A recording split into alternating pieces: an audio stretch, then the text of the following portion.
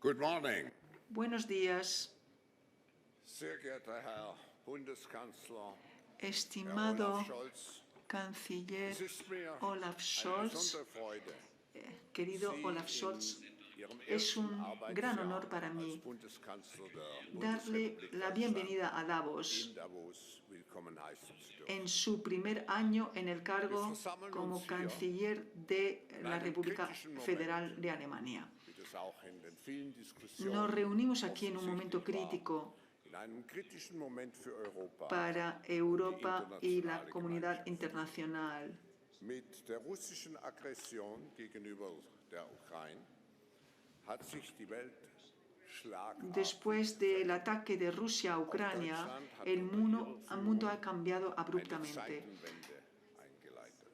Alemania también ha entrado en una nueva era Für die deutsche debajo de su und die liderazgo, europäische con consecuencias de gran Außen- und alcance Sicherheitspolitik. para la política exterior y de seguridad Seit Ihrem alemana y europea. Amtsantritt, Herr Desde que asumió el Bundeskanzler, cargo, haben Sie sich querido unermüdlich canciller, für die ha trabajado Sicherung usted von incansablemente Freiheit para asegurar und la paz, Demokratie la eingesetzt. libertad In diesen tragischen Zeiten benötigt die Welt y la democracia. eine neue En Ära estos der globalen tiempos trágicos, el mundo necesita ahora una nueva era de responsabilidad y cooperación mundiales para hacer frente a los desafíos monumentales que enfrentamos. Ein starkes Europa Una Europa fuerte entscheidend. es crucial. Deshalb Para freuen wir uns ello. ganz besonders auf Por ello, Ihre Teilnahme in diesem entscheidenden esperamos Jahr. Herzlich especialmente su willkommen, Herr participación este año. Y de nuevo, bienvenido, canciller.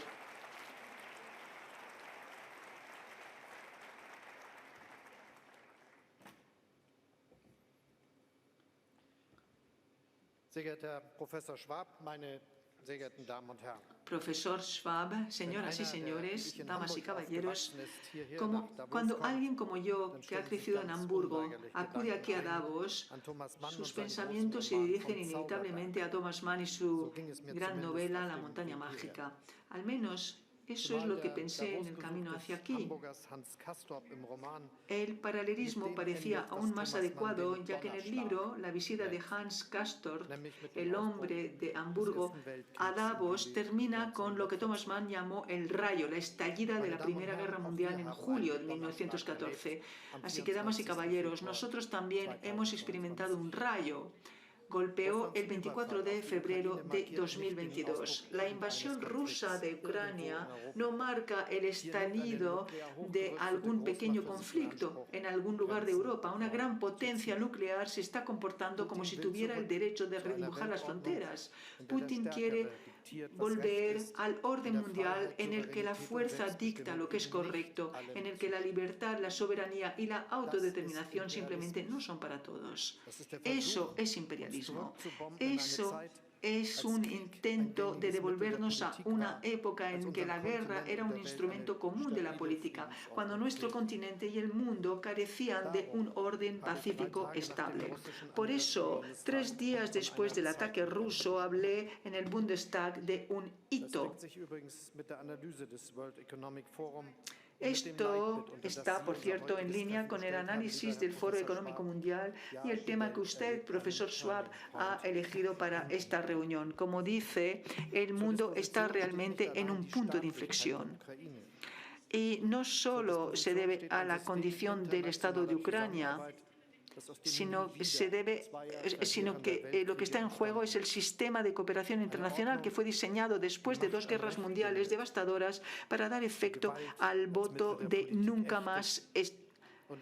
Un sistema que somete el poder a la ley, que prohíbe el uso de la fuerza como instrumento de la política y que en las últimas décadas nos han garantizado libertad, seguridad y prosperidad. Por lo tanto, nuestro objetivo es muy claro. No podemos permitir que Putin gane su guerra y creo firmemente que no la ganará. Incluso ahora no ha logrado cumplir ninguno de sus objetivos estratégicos.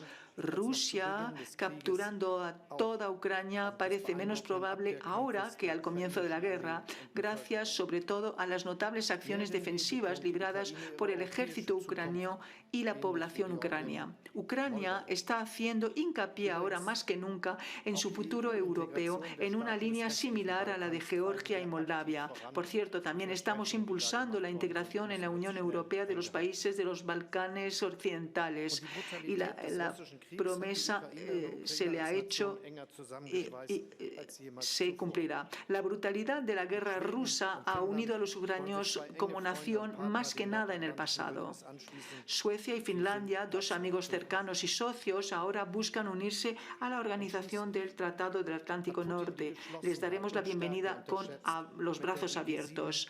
Y por último, Putin subestimó la unidad y el vigor con el que el G7, la OTAN y la Unión Europea responderían a su agresión. Trabajando juntos hemos impuesto sanciones que son más duras y de mayor alcance que cualquier otra impuesta anteriormente a un país del tamaño de Rusia. Incluso ahora el costo para el régimen de Putin es enorme y está creciendo cada día. Por primera vez, Alemania está suministrando armas a una zona de guerra, incluidas armas pesadas. En mi opinión, si una cosa está clara es que Putin solo negociará seriamente una paz cuando se dé cuenta de que no puede romper las defensas de Ucrania. Por eso apoyamos a Ucrania.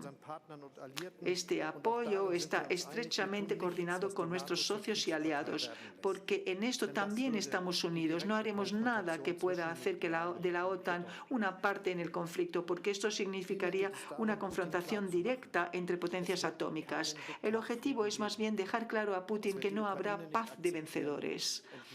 Ucrania no la aceptará y tampoco nosotros. Y por último, señorías, también hemos dado un giro radical a la política de defensa alemana. Hemos decidido equipar a nuestras Fuerzas Armadas para que estén en todo momento en condiciones de defender a nuestro país y nuestra alianza bajo las nuevas condiciones creadas por Rusia.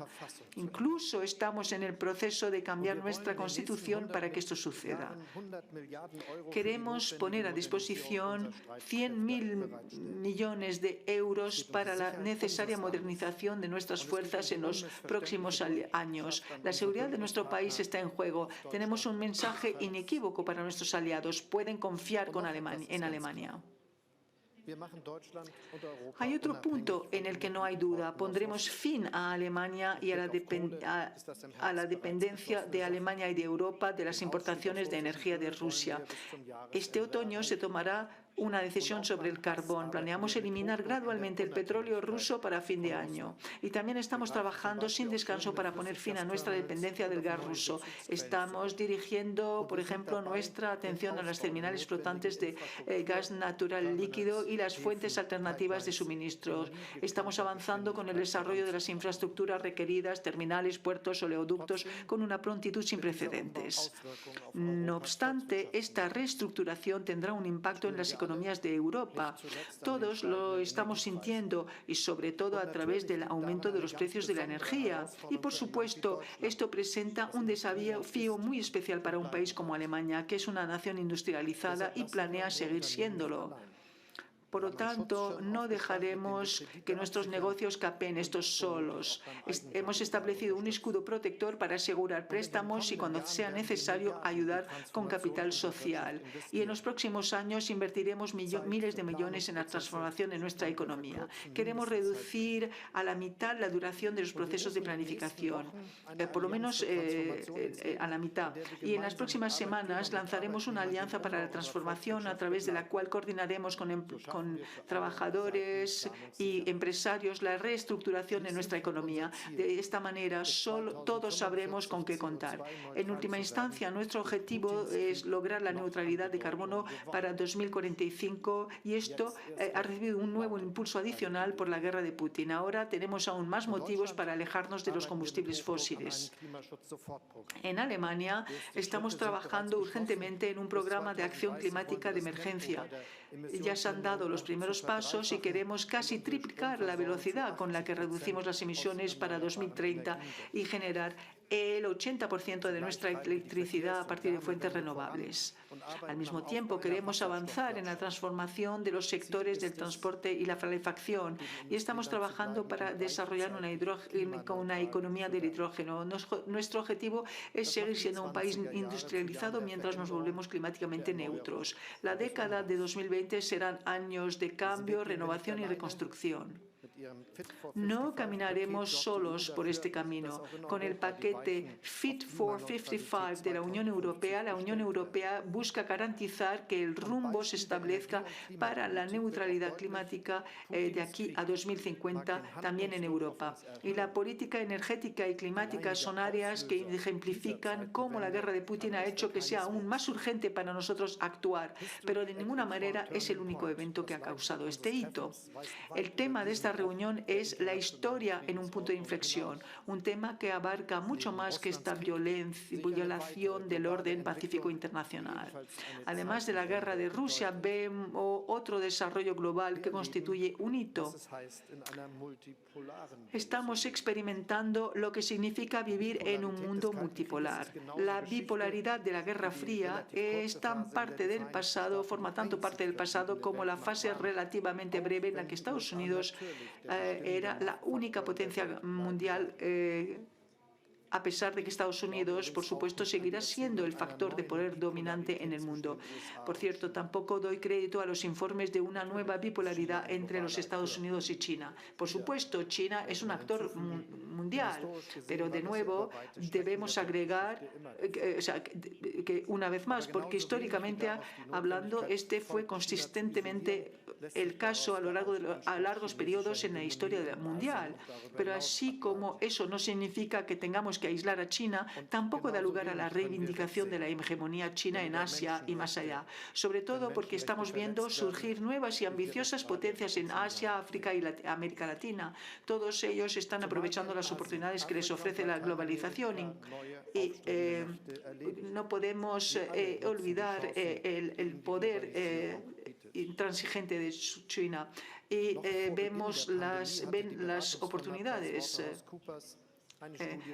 Y incluso antes del inicio de la pandemia, la consultora PricewaterhouseCoopers publicó un informe sobre el estado del mundo en 2050 y sostiene que las 7 economías más grandes del mundo incluirán países que actualmente todavía describimos como economías emergentes. Además de China, está India, Indonesia, Brasil y México. Después de la pandemia, es poco probable que este análisis sea diferente. Otro factor es Rusia, que está tratando de asegurar su importación por medio de la fuerza militar y lo hace con consecuencias horribles como estamos presenciando en este momento. Y luego está la Unión Europea, que finalmente está empezando a convertir su peso geoeconómico en una influencia geopolítica. Esto es lo que entendemos cuando hablamos de soberanía europea. En este mundo multipolar, países y regiones muy diferentes exigen una mayor participación política en línea con su creciente influencia económica y demográfica. Y, francamente, esto no representa ninguna amenaza. Sin embargo, donde hay un cambio en el equilibrio de influencia y poder mundial, también afecta inevitablemente el orden político. La pregunta crucial es, por tanto, la siguiente: ¿cómo podemos garantizar que el mundo multipolar sea también un mundo multilateral? O por decirlo de otra forma, ¿cómo podemos crear un orden en el que centros de poder muy diferentes puedan interactuar de manera fiable en interés de todos? Esta tarea no es de ninguna manera trivial, dado que no hay precedentes históricos. Y sin embargo, estoy convencido de que puede tener éxito si exploramos nuevos caminos y campos de cooperación. Después de todo, la alternativa, todos a favor de sí mismos y al mismo tiempo todos contra todos los demás, implica altos riesgos y costes, incluso para las potencias más fuertes. Esta es otra razón por la que una respuesta firme e inequívoca a la flagrante violación del derecho internacional por parte de Rusia es tan vital, porque esta respuesta también deja claro a todos los demás que un mundo multipolar no es un mundo sin reglas. Defender este principio redunda en interés de todos. Por eso fue tan importante que en marzo 141 Estados miembros de las Naciones Unidas condenaran el ataque de Rusia en términos inequívocos. Sin embargo, sabemos que para muchos países de Asia, África y América Latina, la guerra de Ucrania está, desde el punto de vista geográfico, muy lejos. Sin embargo, sus consecuencias mundiales en forma de inminentes crisis de hambre, materias primas e inflación están demasiado cerca. Y si queremos que estos países continúen uniéndose a nosotros en la defensa de la libertad y la justicia en el futuro, también debemos mostrar solidaridad con ellos y tomar en serio sus preocupaciones. En un mundo multipolar, ese tipo de orden internacional no será alcanzable sin la solidaridad internacional. Por ello, estamos invirtiendo en nuevos partenariados y por eso estamos colocando estos partenariados que existen en una base más amplia. La palabra de moda aquí es la diversificación y por ello tenemos fe en la característica que nos une con muchos países del sur mundial. Somos democracias. Durante demasiado tiempo hemos equiparado prácticamente democracia con Occidente en el sentido clásico. Sin embargo, en realidad fue este mundo occidental el que negó al sur sus derechos y su libertad de la manera más antidemocrática hasta bien entrado el siglo pasado. Estoy hablando del colonialismo. Reconocer esto no solo es una cuestión de sinceridad, de honradez, sino también es un requisito previo para una cooperación más estrecha con las democracias del mundo que necesitamos y hacia las que estamos trabajando. A principios de esta semana regresé de un viaje a Sudáfrica, Senegal y Níger. Mientras estuve allí, tomé la decisión consciente de alentar a estos países a cooperar estrechamente con nuestra presidencia del G7 en temas como la transición energética, la mitigación del cambio climático, la lucha contra la pandemia, la migración y, por último, pero no menos importante, sobre cómo podemos mantener y fortalecer la cooperación internacional en todos estos tiempos. Y tomé la decisión consciente de invitar a mis colegas de Sudáfrica y Senegal, así como a los jefes de gobierno de la India, Indonesia y Argentina, que ocupa la presidencia de la Comunidad de Estados Latinoamericanos y Caribeños en la cumbre del G7 en El Mao a finales de junio. Representan a países y regiones cuya contribución necesita el mundo si queremos avanzar en los desafíos mundiales en el futuro. En Alemania hemos tomado la decisión consciente de adoptar una estrategia del Indo-Pacífico para intensificar la cooperación con los países de esta región con visión de futuro. En abril tomamos la decisión consciente de celebrar consultas intergubernamentales entre Alemania y Japón por primera vez, como la tercera y cuarta economías más grandes del mundo. Queremos desarrollar conjuntamente soluciones para el crecimiento sostenible y que también funcionen para otros. Y tomé la decisión también de invitar a mi colega indio, el primer ministro Modi, y su gobierno a Berlín para celebrar consultas intergubernamentales a principios de este mes. El resultado de estas reuniones es que nuestros países tienen la intención de trabajar aún más de forma más estrecha en el futuro en temas como la mitigación del cambio climático, la energía, la migración y la movilidad. La prioridad es avanzar en los temas que definirán el futuro y al mismo tiempo se trata de demostrar que la cooperación internacional proporciona respuestas. El multilateralismo sí funciona.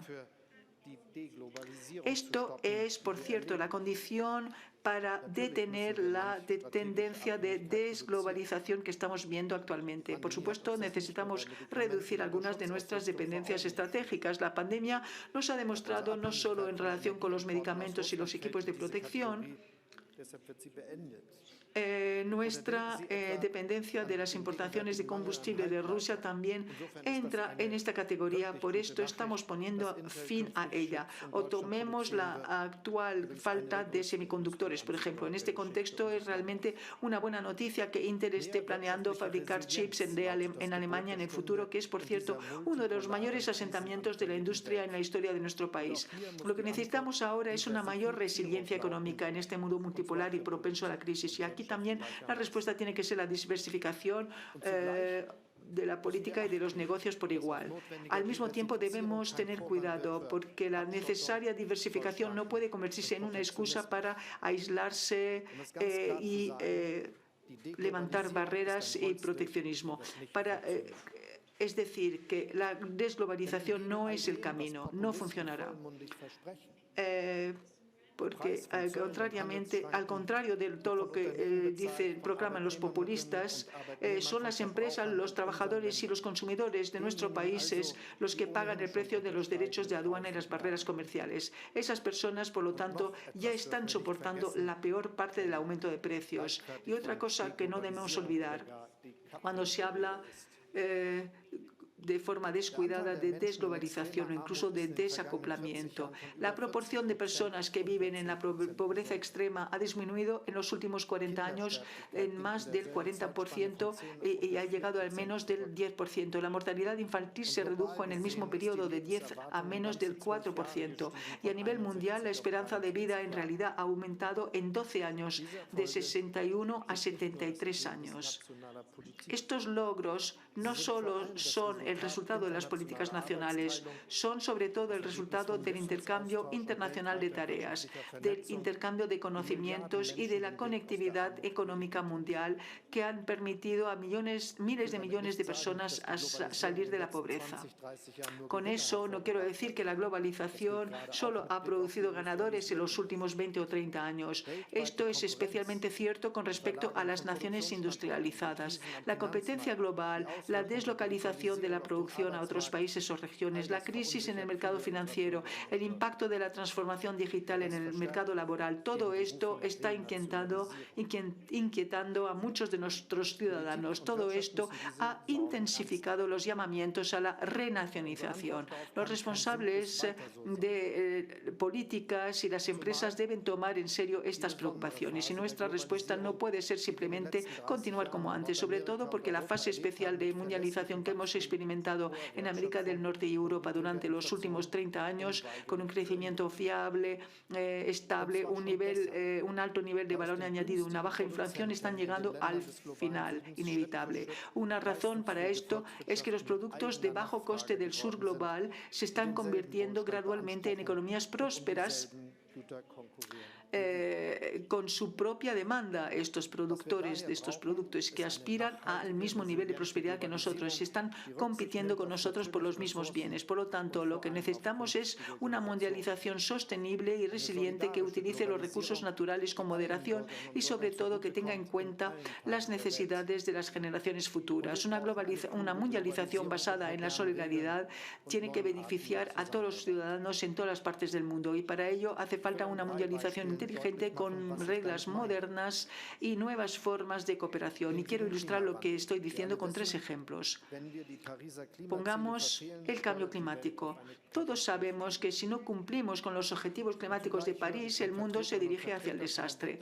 Al mismo tiempo, los representantes de los países en desarrollo y de reciente industrialización a menudo dicen: necesitamos combustibles fósiles en el futuro para aprovechar nuestras oportunidades de desarrollo, tal como lo han hecho ustedes durante más de 150 años. Nuestras empresas en los países industrializados, por otro lado, nos dicen: si imponen reglas climáticas aún más estrictas, entonces es posible que sectores industriales enteros se reubiquen en países donde las reglas son más laxas. La fuga del carbono es la palabra clave.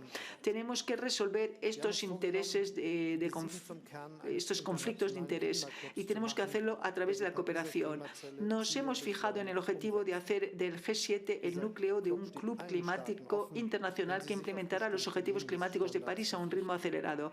Este club está abierto a todos los países siempre que estén preparados para comprometerse con ciertos estándares mínimos. De esta manera podemos crear igualdad de condiciones y evitar que las diferentes normas en diferentes países distorsionen la competencia. Al mismo tiempo, los países del Club del Clima desarrollarán aún más tecnologías respetuosas con el clima entre sí y trabajarán juntos de forma aún más estrecha, por ejemplo, para impulsar el hidrógeno.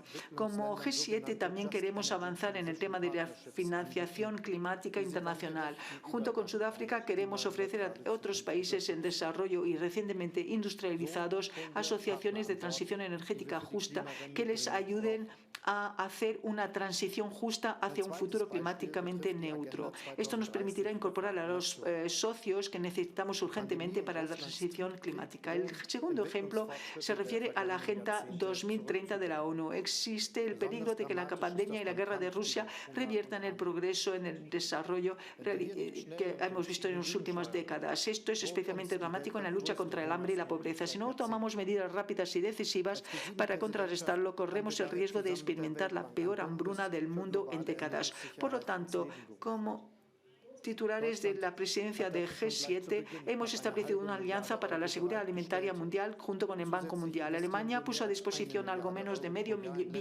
billón de euros para esto desde el principio. Además, estamos invirtiendo más de 1.000 millones de euros cada año en desarrollo rural e infraestructura, así como en seguridad alimentaria. Y estamos buscando intensamente apoyo no solo de otros gobiernos y organizaciones internacionales, sino también de científicos y académicos, la sociedad civil, fundaciones y, no menos importante, destacados industriales como ustedes.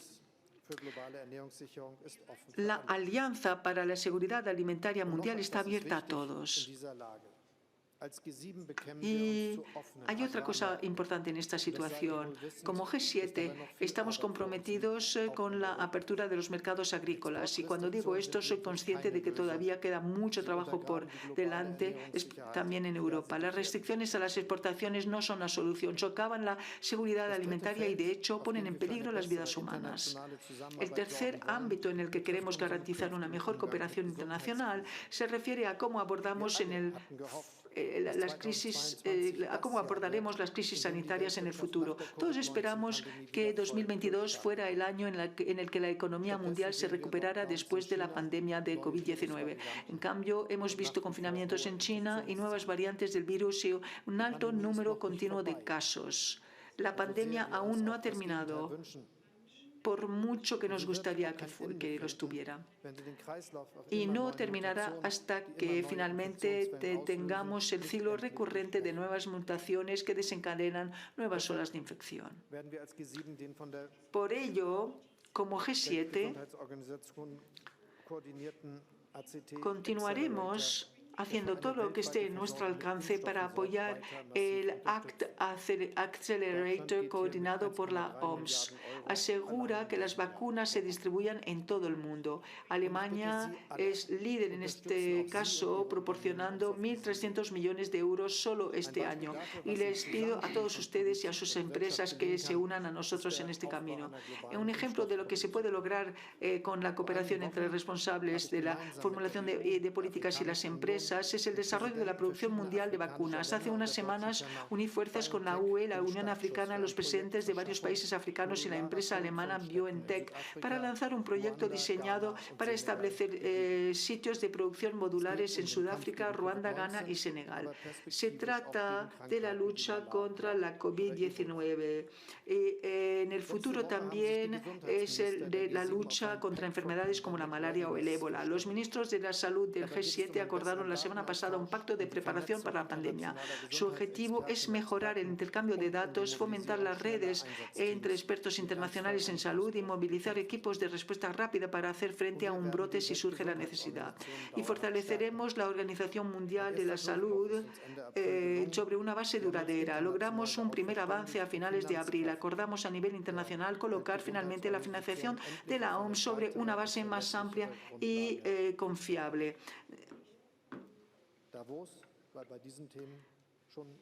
Davos a menudo ha dado impulso a estas cuestiones y además Gavi, la alianza de la vacuna, se fundó aquí en 2000. Valió su peso en oro durante la pandemia. Por tanto, señoras y señores, me gustaría terminar evocando y apelando a este buen espíritu de Davos. Sí, estamos viviendo un hito. La historia está en un punto de inflexión. Sin embargo, no estamos a merced de la historia. Si algunos quieren llevarnos de vuelta a la era del nacionalismo, el imperialismo y la guerra, entonces nuestra respuesta es: cuenten con nosotros, defendemos el futuro. Y si notamos que nuestro mundo se está volviendo en un mundo multipolar, pues entonces esto debe estimularnos para fomentar más multilateralismo y una cooperación aún más internacional. Muchas gracias.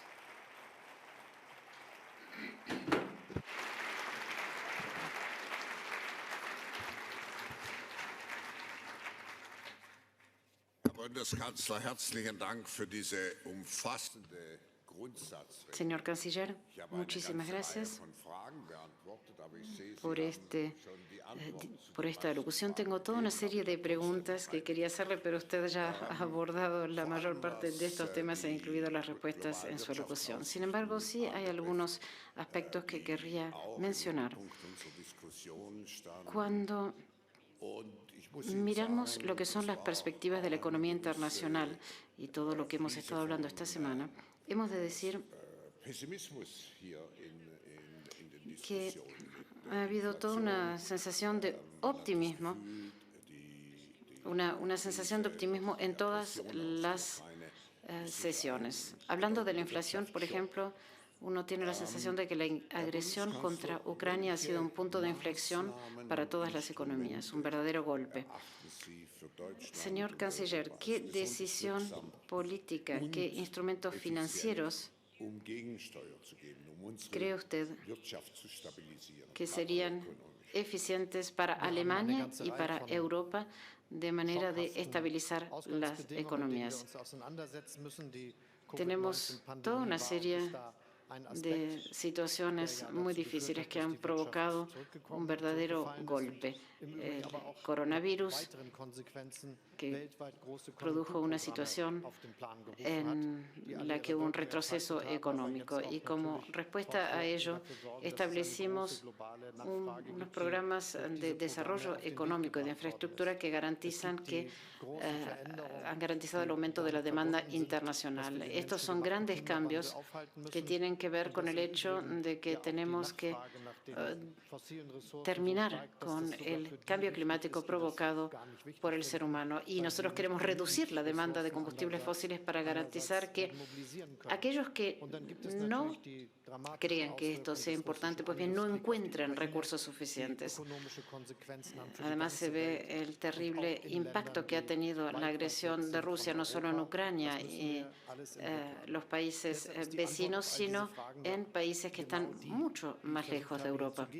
Por eso es que la respuesta a esta pregunta es la que traté de dar en mi alocución, la cooperación internacional. Eso es lo importante. El mundo es multipolar, pero también tenemos de alguna manera que ser dueños de nuestro propio destino y garantizar que haya mejoras económicas. Durante la pandemia hemos tenido que aumentar nuestra cooperación y seguimos teniendo que hacerlo. Hay países que no han avanzado lo suficiente con la vacunación de la población y esto constituye un reto para todos estos países. Así que nos complace el hecho de que no solo hayamos logrado movilizar fondos para las campañas de vacunación con distintas iniciativas, sino que también estamos trabajando para garantizar que las vacunas que lleguen desde los puertos y aeropuertos al brazo de las personas. Y eso es lo que hemos tratado de hacer, facilitando el hecho de que los países pudiesen desarrollar sus propios centros de producción. Yo estoy convencido de que los países clásicamente industrializados, los del G7, es decir, los de Europa, Norteamérica, Japón, India, pues bien, ellos también tienen que abordar la importantísima tarea que tienen frente a ellos. Tienen que producir suficientes alternativas en términos de fuentes de producción de energía y al hacerlo van a ofrecer también alternativas a otros países. Y eso es lo que traté de señalar en mi discurso. La globalización de los últimos 30 o 40 años no seguirá por otros 30 o 40 años. Básicamente, esto se fundaba en el núcleo que constituían todos estos países que acabo de mencionar. Pero el mundo producía para estos mercados, incluso la producción de combustibles fósiles. Pero el mundo está cambiando.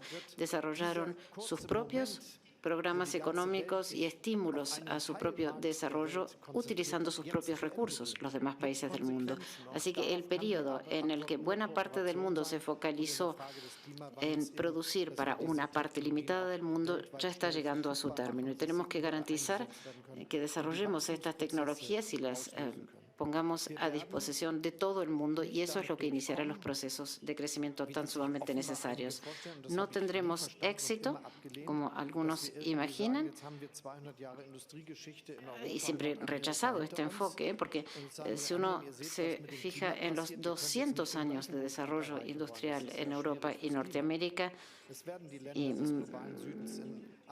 decirles a los países del sur, miren lo que pasa con el cambio climático, no pueden aspirar al mismo nivel de prosperidad. Y esto es lo que quieren los países de Latinoamérica, África y Asia. Tenemos que desarrollar las tecnologías necesarias si queremos realmente que estos países puedan desarrollarse, pero sin aumentar la contaminación. Este es el camino que tenemos que adoptar. Y por último, semejante paso atrás hacia el siglo XVIII y XIX, como la agresión de Rusia contra Ucrania, no se puede tolerar y tenemos que dar prueba de un espíritu de solidaridad. Canciller, yo también querría volver al tema de la transformación energética. Dijo usted que Alemania tiene que alcanzar la neutralidad climática de aquí a 2045. ¿Y qué acciones concretas quiere usted incentivar para que estos cambios realmente se produzcan desde un punto de vista político e industrial? ¿Qué recursos quiere usted movilizar para ello? Entendemos plenamente los cambios que tenemos frente a nosotros y tenemos que tener una visión más amplia. Casi todo se concentra en la industria. Por eso es que tenemos que iniciar un proceso nuevo de industrialización a nivel mundial, porque el proceso de industrialización basado en los combustibles fósiles está llegando a su término y tenemos que acelerar este proceso utilizando mucha más electricidad que antes.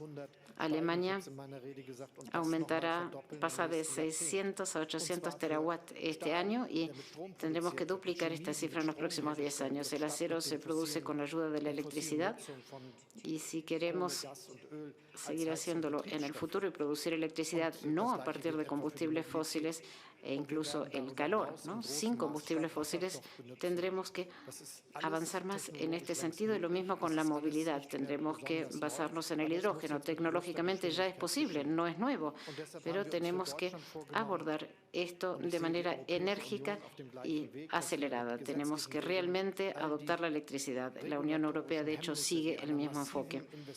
Queremos superar las trabas de normativa y todos los impedimentos de la reglamentación para permitir que la energía eólica en tierra y en mar, los paneles solares, etcétera, pues bien, que se produzca electricidad a partir de fuentes renovables. Ese es el enfoque. La magnitud de la tarea que enfrentamos, si queremos realmente liberarnos de un exceso de regulación, es difícil de imaginar. Y no me refiero solo a los parques eólicos offshore.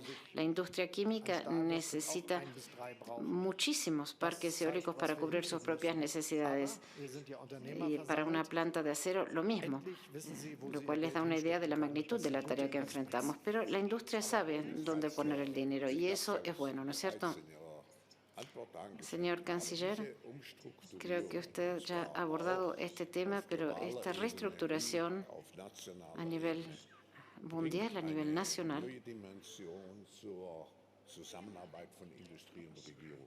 aportará una nueva dimensión de colaboración, una nueva manera de trabajar juntos entre políticos y el mundo económico. Si nos fijamos en los esfuerzos de globalización de las últimas décadas, vemos que muy a menudo los intereses económicos prevalecen. Ahora, en este nuevo mundo, la política tiene un papel activo que desempeñar. ¿Cómo contempla usted el equilibrio entre la economía y la política? No creo que podamos encontrar una respuesta diciendo que uno u otro son prioritarios. Los políticos tienen cosas muy importantes que hacer según el mandato otorgado por los votantes y nosotros implementaremos este mandato. La pregunta es si, llegados a un punto en el que es absolutamente indispensable cooperar y coordinarse, entonces la pregunta es, ¿voy a invertir miles de millones en una planta de producción de acero y si generará, en una planta de vapor generará electricidad y entonces producirá lo que quiero? Si ahora invierto en aerogeneradores, ¿será lo suficientemente productivo? Y además está el tema de los procesos de autorización que tienen que acelerarse. Y todo esto es lo que queremos hacer. Yo me propongo la tarea de no excluir todo esto, porque si no, y no menguar en nuestros esfuerzos, porque si no, un año se transformará en 2, 3 o 4. Tenemos que poner todo esto en marcha rápidamente para alcanzar la transformación de la magnitud que es necesaria para alcanzar la neutralidad climática en 2045. O sea que es absolutamente indispensable actuar con celeridad. ¿Está usted de acuerdo en que tanto los gobiernos como las empresas tienen que actuar con celeridad? Sí, fijémonos en las primeras fases de la industrialización. Si mal no recuerdo, estamos hablando de 1900 a 1930, que Estados Unidos necesitaba apoyo para la industria automovilística, pero crearon autopistas en esos 30 años y los coches podían reabastecerse. Se producían automóviles y camiones y se logró un grado de automovilización que Alemania solo logró en los años 60 o 70. Este tipo de velocidad es lo que necesitamos. Para darles un ejemplo de Alemania, ha analizado un parque automovilístico central de Lono, en el este de Alemania. Se crearon ahí decenas de miles de empleos químicos que solo se habían puesto a prueba en laboratorio antes, pues bien, se pusieron disponibles allí, se pusieron a disposición de todos. Y esto no marca una diferencia en el sentido de que estamos nosotros acá y ellos allá en ese entonces. No, podemos hacerlo nosotros ahora también. Canciller, nos queda tiempo para una pregunta más. Y yo querría hacerle una pregunta un poco más personal. Usted ha asumido su cargo en tiempos sumamente difíciles. Al principio de su mandato ni se imaginaba usted que enfrentaría la situación de una nueva guerra en Europa, con inflación y muchos problemas económicos. ¿Qué es lo que más le ha forjado a usted como persona en estos últimos meses? Bueno, el reto más importante para todos nosotros y que no ha abandonado nuestra mente, la mente de todos los habitantes del planeta, es la guerra brutal que Rusia ha iniciado contra Ucrania. Y quiero decirlo muy claramente, no se puede simplemente apagar el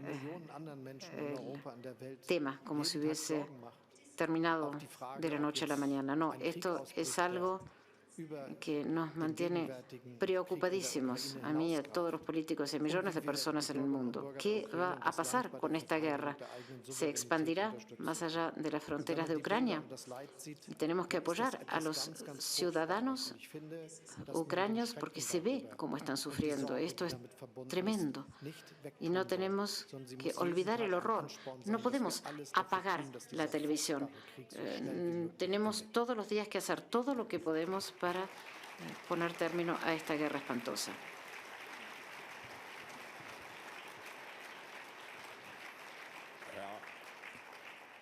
Herr Bundeskanzler, als jemand, der in seiner Jugend noch Señor Canciller, die Bomben des Zweiten Weltkriegs erlebt hat, kann ich Ihnen como mehr als una persona que recuerda mit meinem ganzen Herzen los estragos de la Segunda Guerra Mundial, gute Message no der puedo menschlichen sino estar Solidarität plenamente de acuerdo con lo que usted ha dicho desde el fondo del corazón. Este es un bewahren müssen. excelente mensaje que hay que transmitir a todos.